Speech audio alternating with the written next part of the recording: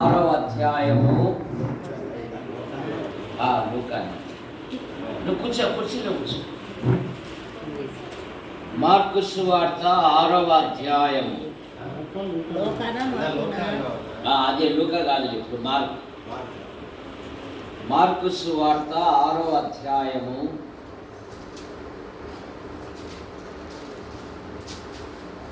30 వచనం నుండి. అంతటా అపోస్తలులు యేసునొద్దకు కూడి వచ్చి తాము చేసినవన్నీయు బోధించినవన్నీయు ఆయనకు తెలియజేసింది. అప్పుడు ఆయన, మీరు ఏకాంతముగా అరణ్య ప్రదేశమునకు వచ్చి కొంచెం సేపు అలసట తీర్చుకున్నాడని చెప్పాడు. ఏలయనగా అనేకులు వచ్చుచు పోవుచు ఉన్నందున భోజనము చేయుటకైనను వారికి అవకాశము లేకపోయింది.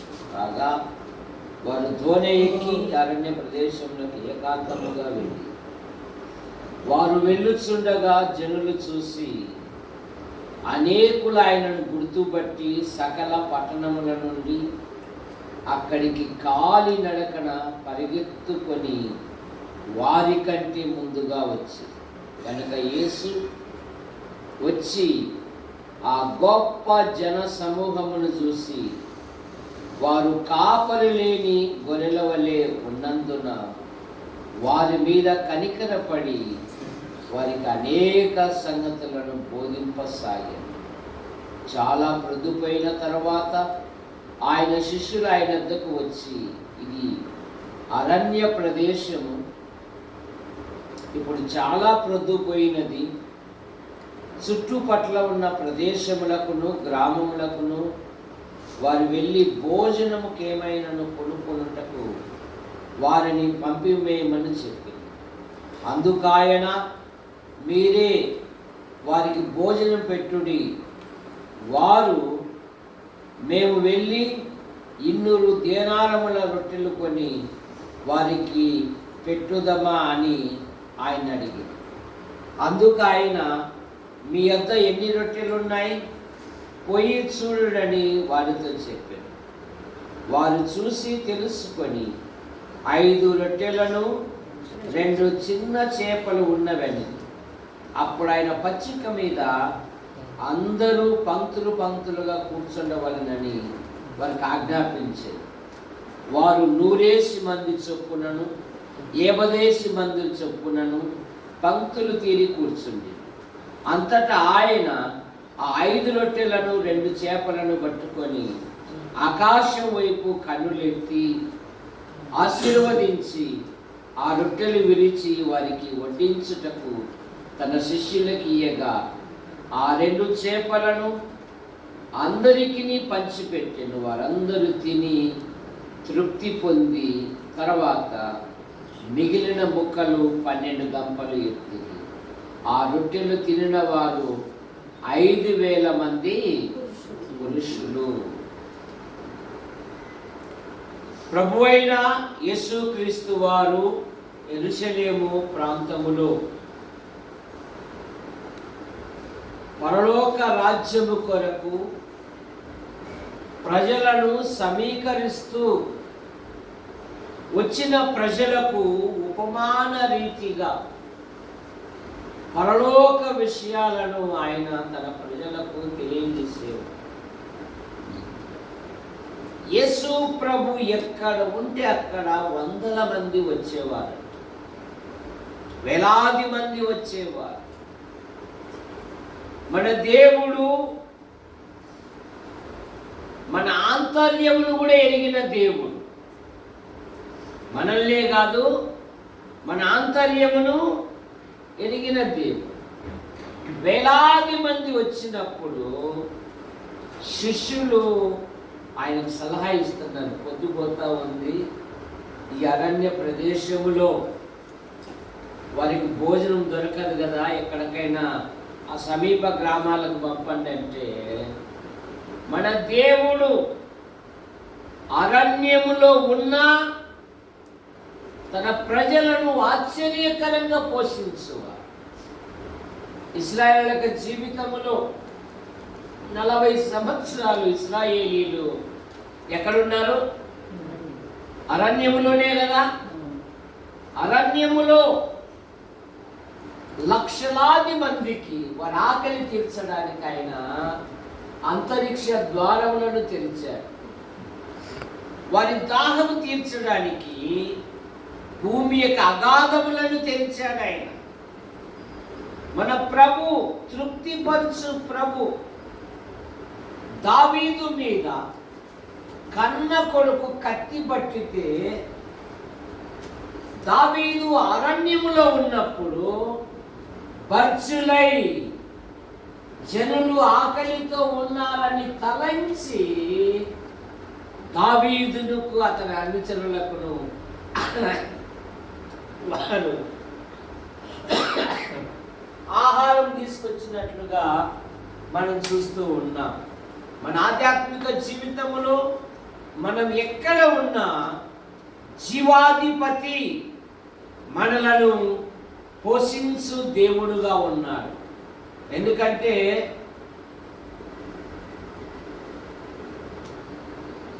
ఆయన పోషణము, పోషణాధారము, ఆయన పోషించు దేవుడు.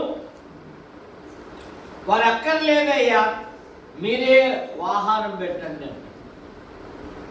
కొందరేమో క్యాటరింగ్ కిట్ ఇస్తామా అంటున్నారు. కొందరేమో అయ్యా ఈ చిన్న పిల్లవాడి దగ్గర 5 రొట్టెలు 2 చిన్న చేపలు ఉన్నాయి, అవి చాలయ్యా నీ అవసరాలు తీర్చడానికి. అదొక శ్రేష్టమైన మాట మనకుంది. ఏందా మాట అంటే ఆయన వారి యందు కనికరపడి.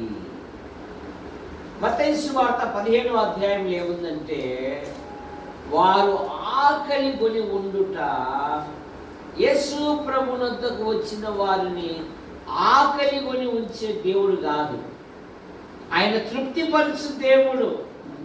అందుకని తన యొద్దకు వచ్చు వారిని ఆయన ఉపవాసముతో పంపివేసే దేవుడు కాడు అనే మాట మనం చూస్తాం.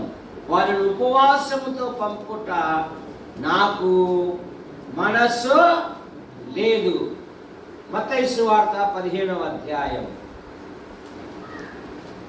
32వ వచనం చదవండి.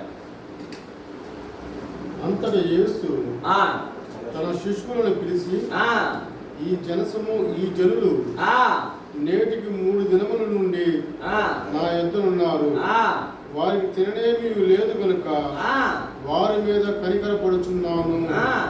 వారు మార్గములో మూర్ఛపోవుదురేమో అని వారిని ఉపవాసముతో పంపివేయుటకు నాకు మనసు లేదని వారితో చెప్పగా.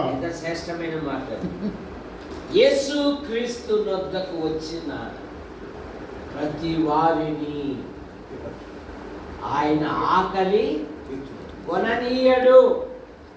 34వ కీర్తనలో సింహ పిల్లలు లేమిగలవై ఆకలి కొనును గాని యెహోవాను ఆశ్రయించు వారికి ఏ మేలు కొనువై ఉన్నది.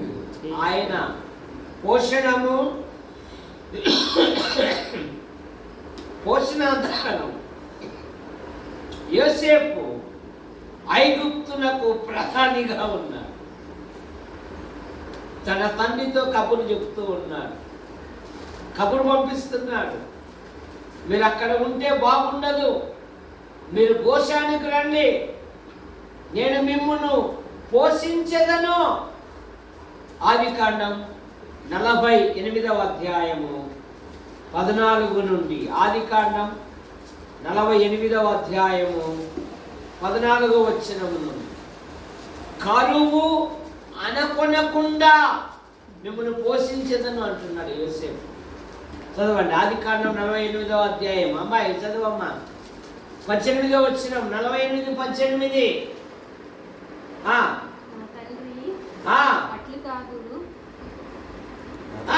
నా తండ్రి అట్లు కాదు. నీ కుడి చెయ్యి ఇతను నీ తల మీద నేను వస్తాను.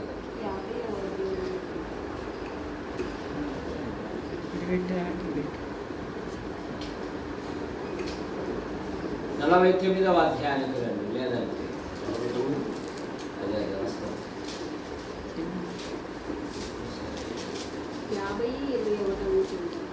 చదువు. కాబట్టి భయపడకుడి, నేను మిమ్మును మీ పిల్లలను పోషించు.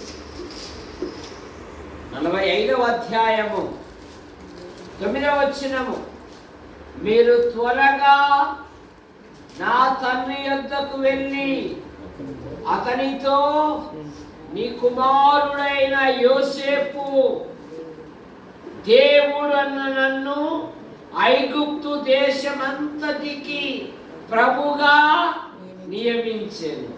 నా యొద్దకు రమ్ము, అక్కడ ఉండవద్దు. నీవు గోషేను దేశమందు నివసించెదవు. నీవును నీ పిల్లలను, నీ పిల్లల పిల్లలను, నీ గొర్రె మందలను, నీ పశువులను, నీకు కలిగిన యావత్తు నాకు సమీపముగా ఉండును. ఇంకను 5 సంవత్సరములు కరువు సంవత్సరములు వచ్చును కనుక నీవును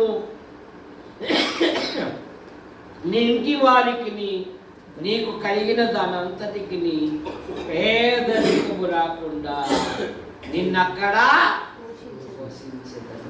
మన దేవుడు తన ప్రజలను ఆయన తృప్తిపరుచు దేవుడు. నేను ప్రధాని అయ్యానని లేదు, మీ కుమారుడైన యోసేపును దేవుడు ఐగుప్తునకు ప్రభుగా నియమించెను. యోసేపు ఎప్పుడు ప్రభుని హెచ్చించేవాడు. విశ్వాసి జీవితంలో కూడా ప్రతి విషయములో కూడా మనం ప్రభుని హెచ్చించాలి. బాప్తిసమిచ్చి యోహాను ఏమన్నాడు? నేను తగ్గవలెను, ఆయన హెచ్చవలెను. యోసేపు జీవితములో ప్రతి పలుకులో యోసేపు ప్రభుని గణపరుస్తూ ఉన్నాడు. తన అన్నలతో అంటున్నాడు, మీరు నా మీద కీడు చేయ ఉద్దేశించరు కానీ దేవుడైతే అది మేలుకే ఉద్దేశించరు. యోసేపు జీవితములో దేవుడు అనే మాట పలుమార్లు కనపడుతుంది యోసేపు జీవితం. ఈ వేలాది మంది ప్రజలు ఆయనను వెంబడించినప్పుడు ఆయన మీద కనికరపు, ఆయన వారి మీద కనికరపు, వారిని ఉపవాసముతో పంపిపోయిట నాకు మనసు లేదు. ప్రభు యొద్దకు వచ్చిన ప్రతి వారిని ఆయన పోషించు దేవుడు. అందుకే క్రైస్తవ కుటుంబములో పౌలు గారు ఏమంటారంటే ఫిలిప్పీ పత్రిక 4:6 దేనిని గూర్చియు చింతపడకుడి కానీ ప్రతి విషయమునందు ప్రార్థన విజ్ఞాపనముల చేత కృతజ్ఞతాపూర్వకముగా మీ విన్నపములు దేవునికి తెలియజేయండి. అప్పుడు సమస్త జ్ఞానమునకు మించిన దేవుని సమాధానం యేసుక్రీస్తు వలన మీ హృదయములకును మీ తలంపులకును కావలి దేవుని సమాధానం. 19వ వచనములో కాగా దేవుడు తన ఐశ్వర్యము చొప్పున క్రీస్తు యేసు మహిమలో మీ ప్రతి అవసరము సంఖ్య అక్కర్లేదు. నీకున్నది కొద్దిగా దేవుని చేతిలో ఉంచితే చాలు, ఆయన ఆశ్చర్యకరంగా ఆశీర్వదించే. మనం ఎప్పుడు సంఖ్యను చూస్తూ ఉంటాం, ఇన్ని వేల మందికి ఇవేమైపోతాయి రక్షకును ఉంచుకొని కూడా. కానీ మనం ఎప్పుడైతే రక్షకుని చేతిలో ఉంచుతామో ఆయన ఆశీర్వదించు. కనుక ఆయన 5 రొట్టెలు 2 చేపలు తన చేతుల మీద ఎత్తుకొని కృతజ్ఞతాస్తుతిగా వారు తిని ఎన్ని గంపలు నింపారంట? 12 గంపలు నింపారు. 12 గంపలు ఎవరికి? 12 గంపలు? ఆయన శిష్యులకు. అయ్యా ఇక్కడ ఈ సభలు ఈ 3 దినాలు బాగా ప్రయాసపడ్డారు కదా, మరి మీ భార్య పిల్లలు కూడా ఆకలితో ఉంటారు, తలా ఒక బుట్ట ఎత్తుకొని మీరు మీ భార్య పిల్లలతో కూడా తృప్తి పొందారు. సరే, విన్నవారిని పోషిస్తాడు. దేవుని సేవలో పాలు పొంది ప్రయాసపడిన వారిని కూడా ఆయన వృధా చేయడు. మేము పెళ్ళైనాక కొత్తగా వచ్చినప్పుడు మా యశ్వాదం అంకులు కారు మంచి యశ్వాదం అంకులు టెర్రర్ అప్పుడు అసలు కంపౌండ్ అంతా కదిలించేవాడు, ఎవరు రావాడు అని చెప్పేసి మేమేమో భయపడిపోయేవాళ్ళం. మేము అప్పుడు పరిచర్యకు ఉండేవాడిని అంకుల దగ్గర. కనుక ఆయన సన్నిధిలో మనం ఉంటే చాలు, ఆయన ప్రతి అవసరము తీరుస్తాడు. ఆయన చేతిలో ఉంచితే చాలు, ఆయన ఆశీర్వదిస్తాడు. రెండవ మాట, ఆయన చేతిలో మనకు స్వస్థత. లూకాసు వార్త 13వ అధ్యాయం 13వ వచనం. లూకాసు వార్త 13:13.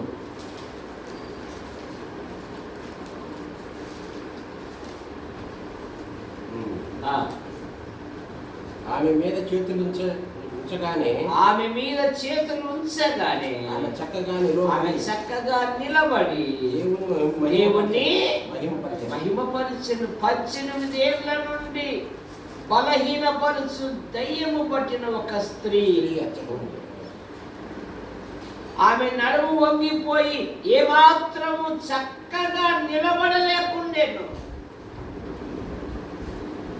చాలా మంది చక్కగా నిలబడడానికి ప్రయత్నం చేస్తున్నారు కానీ తల్లకిల్లులైపోతారు.